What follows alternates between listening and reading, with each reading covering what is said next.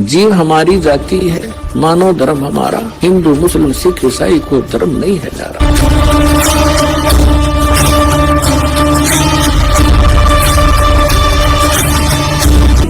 श्री सुधा सागर यानी श्री मद् भागवत के अंदर कल्कि अवतार का वर्णन कि जब कलयुग का अंत होगा, मनुष्यों की आयु केवल 20 या 30 वर्ष रह जाएगी और गौओं की हाइट कद साइज बकरियों जैसा हो जाएगा। लोग बड़े राक्षस स्वभाव के हो जाएंगे, राजा भी डाकू बन जाएंगे। और उसमें वो कल्कि अवतार अवतरित होगा विष्णु यश शर्मा के घर पर संभल नगर में होगा, अभी आगे होने वाला है। और जिस समय हजरत मोहम्मद जी का जन्म हुआ उस समय तो 100 वर्ष से भी ऊपर की आयु थी व्यक्ति मनुष्यों की, और गौवें बड़ी तगड़ी तगड़ी होती थी। तो डॉक्टर जाकिर नाइक जी केवल झूठ बोल रहे हैं और बरगला रहे हैं, जनता को गुमराह कर रहे हैं, सत्य का आधार नहीं रखते।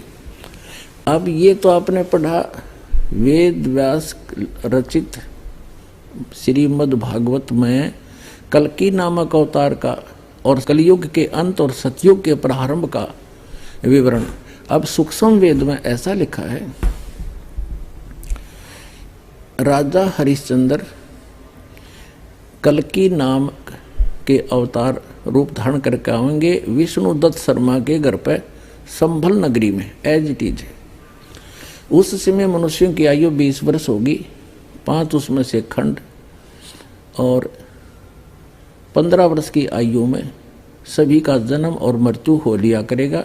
एक आध ही 20 वर्ष की आयु पाया करेगा। 5 वर्ष की लड़की को संतान होनी प्रारंभ हो जाएगी। फिर आगे क्या बताया है कि 3 हाथ अंश खींच लेत कलयुग धरती का, उगे कोई ना बीज हाल कह दूं पृथ्वी का। सूक्ष्म वेद में परमात्मा ने बताया है कि जब कलयुग का अंत होगा, 3 हाथ, आज के 3 हाथ यानी 4.5 फुट नीचे तक धरती का उपजाऊ अंश नष्ट हो जाएगा। उस समय लोग केवल बिल खोद कर रहा करेंगे, दुराचारी हो जाएंगे, न्याय नहीं रहेगा, छोटे छोटे कद होंगे, वृक्षों के फल लगने बंद हो जाएंगे, पत्ते भी नहीं रहेंगे, ऐसी स्थिति आ जाएगी। और सभी का स्वभाव बहुत बुरा होगा, तकरीबन अधिक से अधिक। उस समय केवल जो भक्ति युक्त व्यक्ति होंगे, उस समय जिनमें जरा से भी आस्था भगवान की होगी, वो बचेंगे। बाकी सबको वो कल्कि नामक अवतार राजा हरिश्चंद्र आएगा भगवान विष्णु की आज्ञा से, वो सबको मार डालेगा। उसकी कहते हैं बहुत लंबी खड्ग होगी, बहुत तगड़ा शरीर होगा, बहुत लंबी तलवार होगी, और ऐसे काटेगा जैसे घास काटा करे किसान, सब इन दुष्ट टाइप के व्यक्तियों को। उस समय केवल जरा से भी भगवान से डरने वाले व्यक्ति होंगे, वही उन्हीं को छोड़ेगा। उस समय धरती का उपजाऊ अंश नहीं रहेगा, इतना वातावरण दूषित हो जाएगा, वर्षा होनी बंद हो जाएगी। फिर क्या होगा, परमात्मा की रजा से बहुत जबरदस्त वर्षा होगी, और जो बचे हुए व्यक्ति वो पहाड़ों पर चले जाएंगे, ऊंचे स्थानों पर, और सब पृथ्वी पर 20-20, 30-30, 50-50 फुट पानी भर जाएगा। इस तरह कलयुग का अंत होगा, और फिर धीरे धीरे ये जल सूखेगा। जमीन का जो अन्न उपजाऊ अंश है, नीचे जो विष भर गया, जैसे आजकल आप देख रहे हो, एक फसल को परिपक्व करने के लिए 3-3, 4-4 बार ये यूरिया वगैरह खाद डाला जाता है। ये पृथ्वी के उपजाऊ अंश को नाश कर देगा, और इसमें विष भर जाएगा, पृथ्वी के अंदर नीचे नीचे फैल जाएगा।